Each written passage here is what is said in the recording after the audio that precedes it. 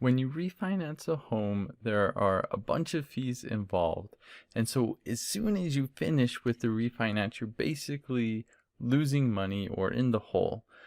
The good news is, usually when you refinance, you do it to get a lower interest rate, and over time, instead of losing money, you're actually saving money with the refinance. This is what the break-even point is. So right now, I'm kind of in the middle of potentially refinancing my home, and I didn't like any of the tools or resources available for finding out what my break-even point is. So I actually threw together a spreadsheet. I spent quite a bit of time putting it together, and I'm actually pretty proud of it. I like it. So I've got a link down below of the spreadsheet so you can make a copy of it and use it yourself. If you already have a bid for a refinance, go ahead and download it. You can follow along with me, but let's go ahead and look at the spreadsheet. I will show you how to figure out your break-even point with the spreadsheet I have provided below.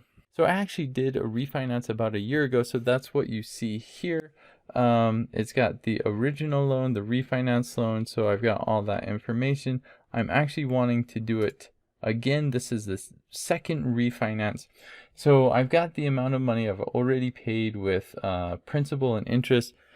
This is just something I wanted to put on there so I know how much money overall I'm going to pay on my house, because that's really depressing, and who wouldn't want to do that? This is the current loan information. This is actually my first refinance loan. So I've got all the details here, and I can see how much money I'm going to end up paying for the home and everything like that. I have the start date here, and the date of the bid for the refinance puts it at month 12, and this is a 20-year loan. So if I scroll down to about 20 years, you can see, yeah, so it takes us almost to the 20-year mark. So that's where I currently am, but I just got a bid for doing a refinance. So let's have a look at that. So my loan estimate, $278,000. So the refinance amount, $278,000. The interest rate, 2.99, so exactly 1% lower. Cool beans. The loan term, we've got a 15-year loan. And then the escrow, it should be the same as what I'm paying right now, and sure enough it is, $217. Okay, so if we look here, we've got monthly payments of $1,918. So paying $1,918 every single month, compared to my current existing loan of $1,684, and again every single month.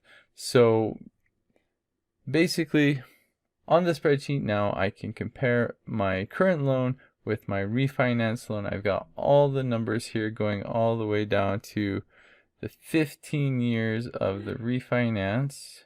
Here's one thing I want to point out though, as I'm talking about the difference of monthly payments, this really isn't exactly an apples to apples comparison, because I'm paying $234 more a month. So what I really want to know is, suppose I don't refinance, but I just go ahead and I add that amount to principal, what would I actually be saving? So I actually have a field so you can decide if you want to do an apples to apples comparison or apples to oranges. So right now the payments are showing as is, but if I want to change this, now every month I'm doing $234 more. So this calculates it as if I was doing the refinance. So the amount is the same per month. Now if we look, already because of my refinance fees, I'm in the hole.